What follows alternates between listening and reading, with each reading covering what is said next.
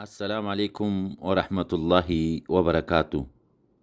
ዛሬ በመካ የወረዱ መኪ ምዕራፎችን እንመለከታለን።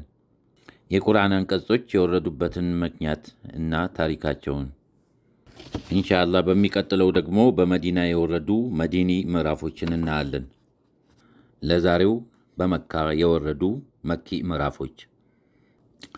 ነቢዩ ሰለላሁ ዐለይሂ ወሰለም መካ ውስጥ ተልኳቸውን እንዲጀምሩ ሲታዘዙ ይደርሷቸው የወርዱላቸው የነበሩት የቁርአን ምዕራፎች የተጣለባቸውን ከባድ ኃላፊነት እንዲወጡ የሚያለማምዷቸው እንዲሁም የአንዳንድ መሠረታዊ ጉዳዮችን ትክክለኛ ምንነት፣ ለምሳሌ የሕይወትን ዓላማና የአምላክን ባሕርያት በተመለከተ የሚገልጹ ለተሳሳቱ የሕይወት ዘይቤዎች መንስኤ የሆኑትን መሠረታዊ ስህተቶች በመጠቆምና በማስጠንቀቅ የሰው ልጆች ከፈጣሪያቸው የተላከላቸውን መመሪያ እንዲቀበሉ የሚጋብዙ ናቸው።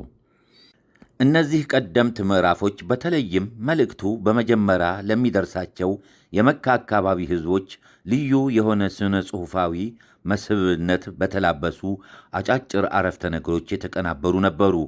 ስነ ጽሑፋዊ ውበታቸው የሕዝቡን ልብ ከመስረቁ የተነሳ ብዙ ሰዎች በቃላቸው አጥንተው ይደጋግሟቸው ነበር።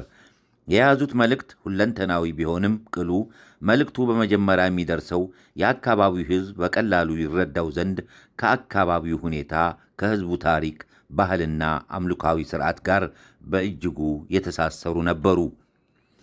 በመጀመሪያዎቹ 3ና 4 ዓመታት እስላማዊ ንቅናቄ የተወሰኑ ግለሰቦችን ማሳመንና ከጎኑ ማሰለፍ ቢችልም አብዛኞቹ የቁረይሽና የሌሎች አረብ ጎሳዎች አባላት ግን ጥሪውን አለመቀበል ብቻ ሳይሆን ከነበራቸው የግል ጥቅምና ክብር ጋር የሚቃረን ሆኖ ስለታያቸው ቢችሉ ሙሉ በሙሉ ለማጥፋት አሊያም እዛው መካ ውስጥ ገድቦ ለማስቀረት ያላደረጉት ጥረት አልነበረም።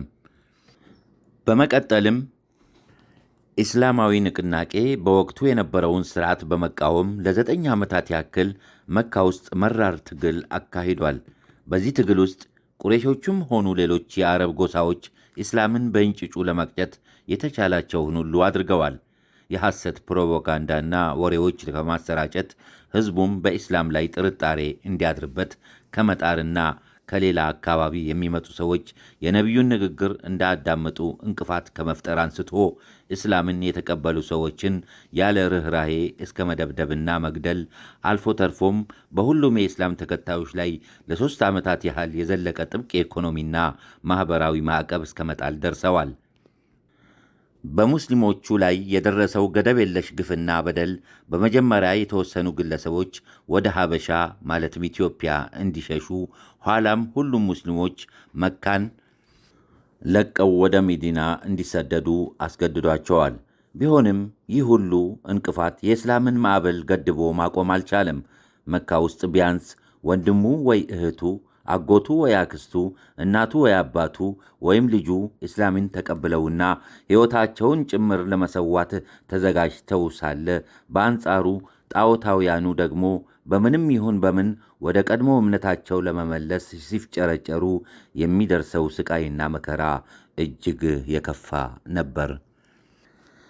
ኢስላም የተወሰኑ የቁረይሽ ጎሳ መሪዎችን ለማሳመን በመቻሉና እነዚህም መሪዎች ከፍተኛ ግብረገባዊ ለውጥ በማሳየታቸው ሙስሊሞቹ ሞራላዊ የበላይነት እንደነበራቸው የሚካድ አይደለም።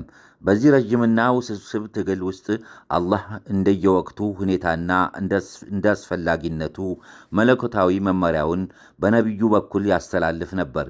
ይህ ቀጣይነት ያለው መለኮታዊ መመሪያ ሙስሊሞችን በአንድ በኩል ኢስላም ራሱ ምን ማለት እንደሆነ፣ ምን ኃላፊነትና ግዴታዎች እንዳሉባቸው፣ ከምን ተግባራት መታቀብና መከልከል እንደሚያስፈልግ በማስተማር በሌላ በኩል ደግሞ በዚህኛው ዓለም ድልና የበላይነትን እንደሚቀዳጁ፣ በሚቀጥለው ዓለም ደግሞ ዘላለማዊ ደስታና እርካታ እንደሚያገኙ በማብሰር የጠሩ የነጠሩ ጽኑና ጠንካራ ሙስሊሞች እንዲሆኑ አስችሏቸዋል። በመሆኑም ማንኛውንም አይነት መከራና ስቃይ ለመጋፈጥ ዝግጁ ነበሩ። ቁርአን አትኩሮቱን ያደረገው በሙስሊሞች ላይ ብቻ አልነበረም።